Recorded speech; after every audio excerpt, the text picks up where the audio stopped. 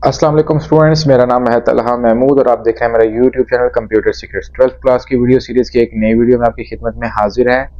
आज का जो हमारा टॉपिक है वो लास्ट लेक्चर से जो है वो मिलता जुलता है। आज का जो हमारा टॉपिक है वो है difference between compiler and interpreter. Last lecture में हमने कंपाइलर, इंटरप्रेटर और असेंबलर को ब्रीफली जो है वो डिस्कस किया था और उनके मेन पॉइंट्स को डिस्कस किया था।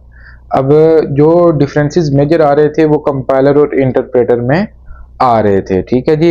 तो इसी वजह से जो है वो मैंने ये सोचा कि आज का लेक्चर जो है वो सिर्फ इन दोनों के डिफरेंसेस के ऊपर बनाया जाए, क्योंकि इसमें दो पॉइंट ऐसे हैं जो कि बहुत ज़्यादा इम्पोर्टेंट हैं।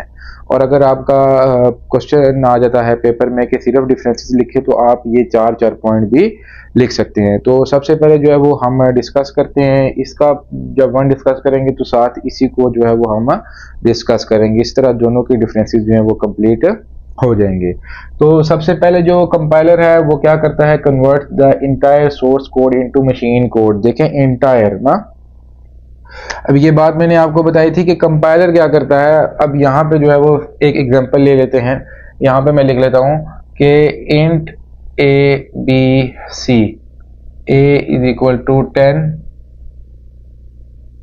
B is equal to 5, C is equal to A plus B. ये मेरे पास जो है वो एक सी का जो है वो कोड लिखा हुआ है, सी लैंग्वेज का ना। तो अब जो आपके पास कंपाइलर है वो क्या करेगा, वो एंटायर मतलब इस पूरे को एज अ होल क्या करेगा, कन्वर्ट करेगा किस में, 0-1 की फॉर्म में। ठीक है जी, ये बात हम पहले भी पढ़ चुके हैं कि जो आपके पास कंपाइलर है वो क्या करता है, वो इस जो आपके पास सोर्स कोड है या जो हाई लेवल लैंग्वेज कोड का है इसको एज अ होल मतलब एज अ होल एक ही दफा क्या करेगा, वो कन्वर्ट करेगा किस में, मशीन कोड में। और उसके बाद इंटरप्रेटर की बात करें तो one instruction into machine code at time. सबसे पहले वो इसको चेक करेगा, इसको ट्रांसलेट करेगा, देन इसको क्या करेगा, एग्जीक्यूट करेगा और इसका रिजल्ट डिस्प्ले कराएगा। देन मूव करेगा नेक्स्ट पे, इसको चेक करेगा, इसको एग्जीक्यूट करेगा, इसको ट्रांसलेट करेगा, इसका रिजल्ट डिस्प्ले कराएगा, देन नेक्स्ट मूव करेंगे। ठीक है जी, वही बच्चे के लिए आपको एग्जांपल दी थी कि अगर एक बच्चे का पेपर हम एज अ होल चेक कर रहे हैं, वो हमारे पास आ गया, हमने उसके सारे क्वेश्चन चेक किए, देन उसके बाद हमने उसको क्वेश्चंस कोई नंबरिंग की, हमने बताया कि ये ठीक है ये गलत है।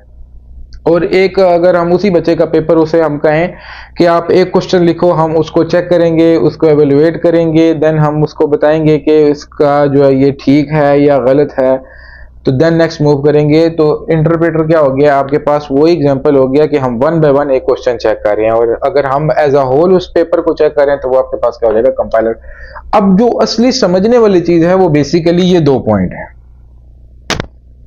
जिसकी वजह से जो है वो मैं डिफरेंसेस समझाना चाहता था।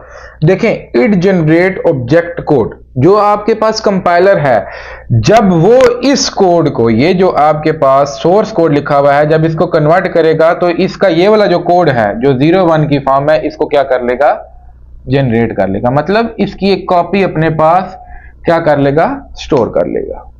अपनी एक कॉपी क्या कर लेगा, अपने पास स्टोर कर लेगा। मैं फिर समझाता चलूं कि जनरेट ऑब्जेक्ट कोड, कि जब भी आपके पास कोई सोर्स कोड लिखा होगा तो कंपाइलर जब इसको कंपाइल करेगा, इसको कन्वर्ट करेगा, तो इसका ये जो ऑब्जेक्ट कोड है इसको जनरेट कर लेगा, इसको अपने पास क्या कर लेगा, स्टोर कर लेगा। और जो आपके पास इंटरप्रेटर होता है वो जनरेट नहीं करता ऑब्जेक्ट कोड, मतलब वो इंस्ट्रक्शन को चेक करेगा, एवेलुएट करेगा, एरर वगैरह चेक करेगा, एग्जीक्यूट करेगा, बट इसकी इस फॉर्म में कन्वर्ट तो करेगा, बट इसकी एक कॉपी अपने पास नहीं रखेगा, इसकी एक कॉपी अपने पास नहीं रखेगा। मैं फिर बताता चलूं कि जो इंटरप्रेटर है वो इस स्टेटमेंट को चेक तो करेगा, एरर भी चेक करेगा, एग्जीक्यूट भी करेगा, इस फॉर्म में कन्वर्ट भी करेगा, बट इसकी जो है वो जनरेट नहीं करेगा, ये ऑब्जेक्ट कोड अपने पास स्टोर नहीं करेगा इंटरप्रेटर जो है। अब होगा क्या, third point, it convert high level program that can be executed many time. अब होगा क्या कि जो आपके पास कंपाइलर था, जब इसने ये जब आपने ये प्रोग्राम एग्जीक्यूट करवाया, जब ये कन्वर्ट हुआ, तो कंपाइलर ने क्या किया, कंपाइलर ने जो है वो ऑब्जेक्ट कोड, ये जो 01 की फॉर्म थी, इसको क्या कर लिया था, जनरेट कर लिया था। अब वो बार बार इसको क्या करेगा, कन्वर्ट नहीं करेगा। क्यों नहीं कन्वर्ट करेगा? क्योंकि कंपाइलर ने अपने पास क्या कर लिया है, ऑब्जेक्ट कोड जनरेट कर लिया है। उसने एक कॉपी अपने पास रख ली थी इसी प्रोग्राम की, इसी प्रोग्राम की एक कॉपी उसने अपने पास रख ली थी। अब वो बार बार जो है वो क्या करेगा, उसको कन्वर्ट नहीं करेगा, और जितनी दफा भी आप एग्जीक्यूट करेंगे वो उसको कन्वर्ट अब नहीं करेगा, क्योंकि उसने ऑब्जेक्ट कोड इस प्रोग्राम का अपने पास क्या कर लिया है, स्टोर कर लिया है। मेरी बात समझ आ गई है?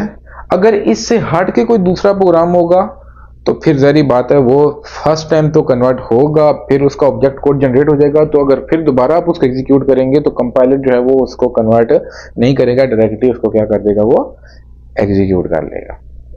ठीक है जी, मेरी बात समझ आ गया। और इसी वजह से जब आपके पास इंटरप्रेटर जो है वो ऑब्जेक्ट कोड जनरेट नहीं करता तो क्या होगा, convert high level language program each time it is executed. जब जब हम एग्जीक्यूट करेंगे हाई लेवल लैंग्वेज के प्रोग्राम को, तब तब वो उसकी इंस्ट्रक्शन को क्या करेगा, कन्वर्ट करेगा। फर्स्ट टाइम उसने जो है वो इस इंस्ट्रक्शन को कन्वर्ट किया, एग्जीक्यूट किया, ऑब्जेक्ट कोड तो उसने जनरेट किया नहीं था, सिर्फ कन्वर्ट हुआ था, उसने अपने पास तो कॉपी रखी नहीं थी। तो वो हर दफा जब भी हम इसी प्रोग्राम की इस इंस्ट्रक्शन को एग्जीक्यूट करेंगे तो इंटरप्रेटर क्या करेगा, इसको कन्वर्ट करेगा। अगर हम कंपाइलर की बात करें तो कंपाइलर ऐसा नहीं कर रहा था। क्यों नहीं कर रहा था? क्योंकि कंपाइलर अपने पास ऑब्जेक्ट कोड की क्या कर रहा था, जनरेट कर लिया था, उसने कॉपी अपने पास स्टोर कर ली थी। ठीक है जी। और जो इंटरप्रेटर है वो क्या कर रहा था, हर दफा जब भी वो प्रोग्राम को कन्वर्ट करेगा, वो एग्जीक्यूट करेगा, उसको कन्वर्ट करने की जरूरत पड़ेगी। क्यों पड़ेगी? क्योंकि इंटरप्रेटर ने जो है वो ऑब्जेक्ट कोड को जनरेट नहीं किया। यही मेन दो डिफरेंस है जिनकी वजह से मैं कंपाइलर और इंटरप्रेटर को अलग से एक लेक्चर में डिस्कस करना चाह रहा था। ठीक है जी। उसके बाद है the program execution is fast, program execution is slow.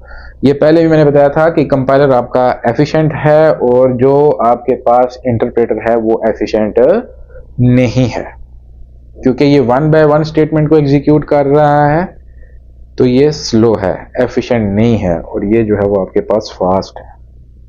Hope so कि आपका जो है वो आज का जो लेक्चर है वो आपको समझ आ गया होगा। अगर नहीं समझ आया तो आप कमेंट सेक्शन में जो है वो रिपीट लिख दें, तो फिर मैं जो है वो इसको रिपीट कर दूंगा एक नए अंदाज के साथ। ठीक है जी। तो अगर आपको वीडियो पसंद आई हो तो चैनल को सब्सक्राइब करें, बेल आइकन के बटन को प्रेस करें ताकि नए आने वाले लेक्चर्स की नोटिफिकेशन आप तक पहुंच सके। तब तक के लिए मुझे इजाज़त दीजिए। अल्लाह हाफिज़।